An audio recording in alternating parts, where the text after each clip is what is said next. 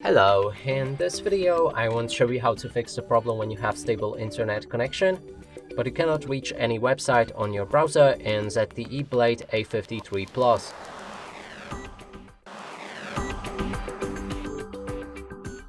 So to do this, first let's open our Google Chrome and here try to reach any website.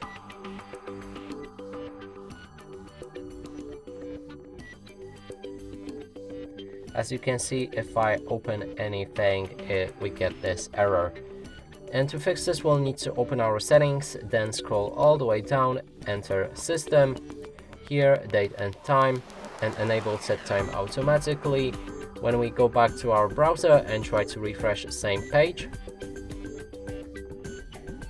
now it works fine.